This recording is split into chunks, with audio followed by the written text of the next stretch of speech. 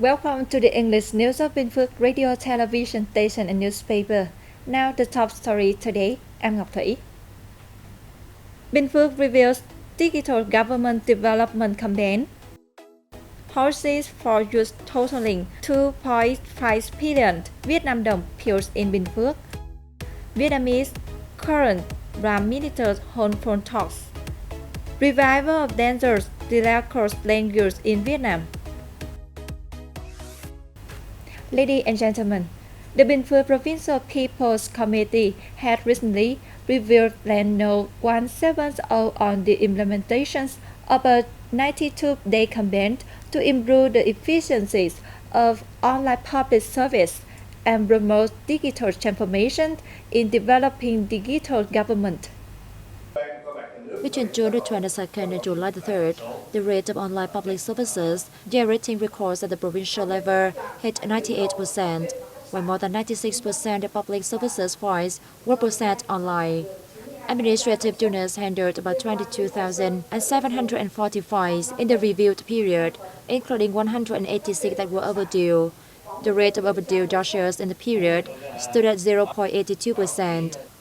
The province is currently home to 111 technology development groups at the communal level with 1,018 members, and over 840 groups at the hamlet level with more than 5,400 members.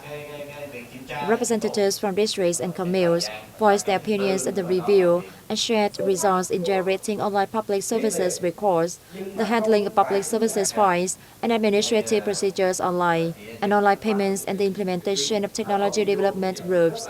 They also put forward measures to effectively carry out the campaign. Cashew nuts price falling to around 30,000 Vietnam đồng per kilo in the 2021-2022 crop, and a declining yield dealt a major blow to farmers in Binh Phuoc. Cashews are a major source of income for more than 70,000 farming households. Binh Phuoc now has over 140,000 hectares of cashew nuts. Amid declining output, the local agricultural sector has bolstered technology transfer with the aim of turning the situation around. It also encourages farmers to intercrop on their cashew nut plantations, growing other crops on the land, as well as cashew nuts to increase their earnings. Binh Phuoc has more than 41,000 hectares of intercropped land, or 30% of the total, yielding more than 2 tons per hectare. The agricultural sector has forecast that productivity could surge 20% thanks to the concerted application of science and technology in farming.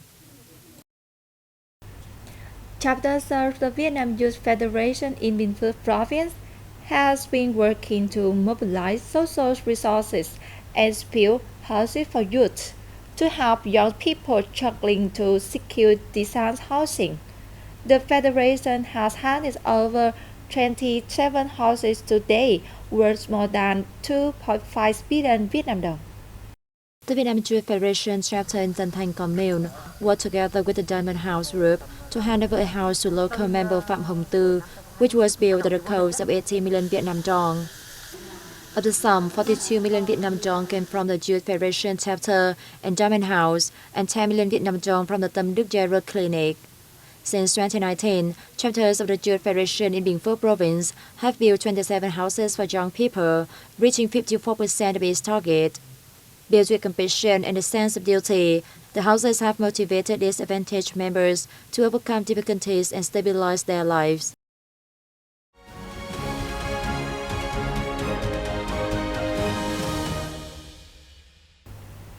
Vietnamese Prime Minister Phạm Minh Chính talked over the phone with his counterpart from the Republic of Korea, Han Duck-soo, on July 5th, during which the two leaders compared notes on measures to push the bilateral relations. This is the first talks between Prime Minister of the Republic of Korea Han Duck-soo and the foreign leader after taking office.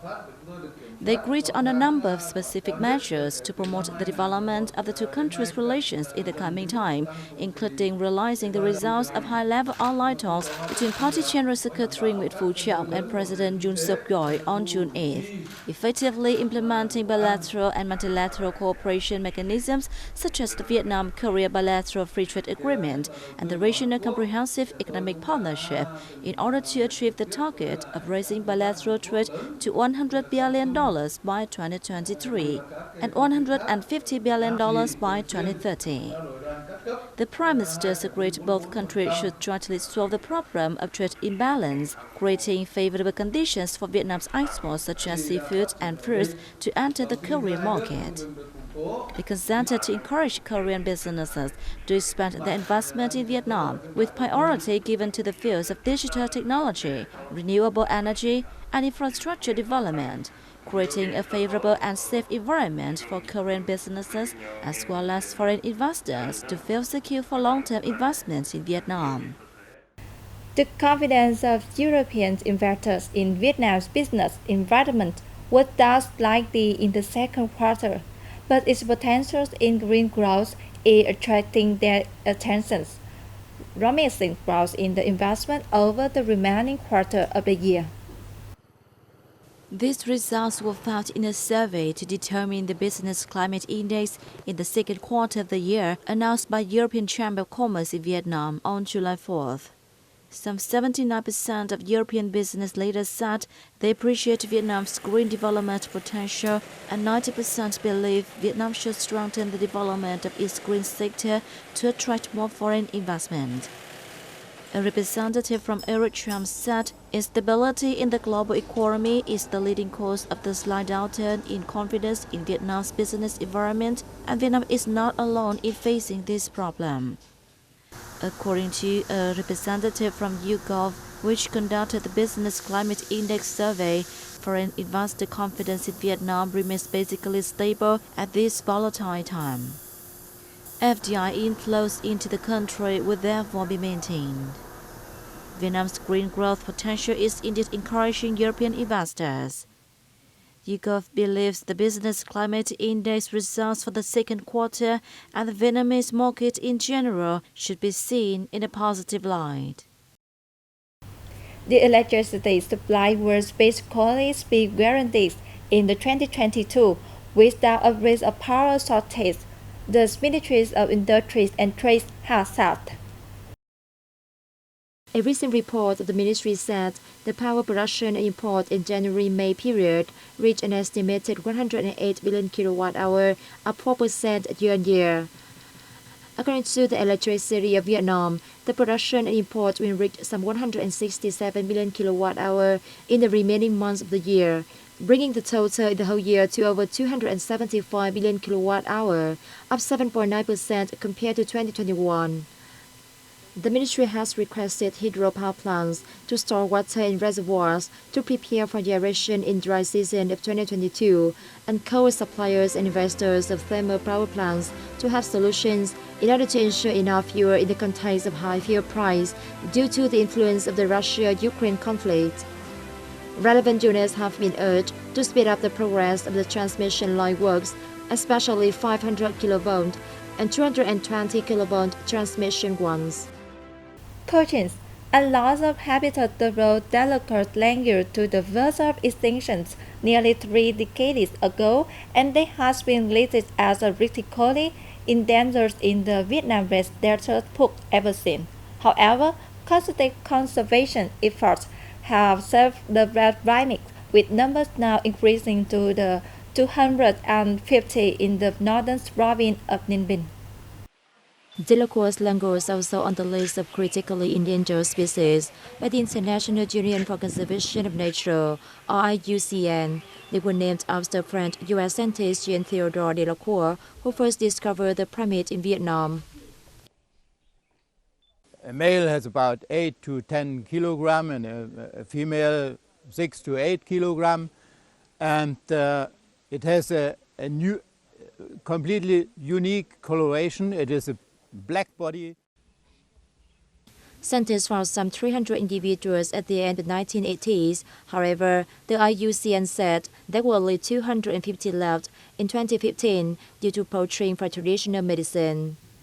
Populations of the world's rarest animal can still be found in the Vân Long Nature Reserve in Ninh Bình Province and Limestone Mountains in Hà Nam Province.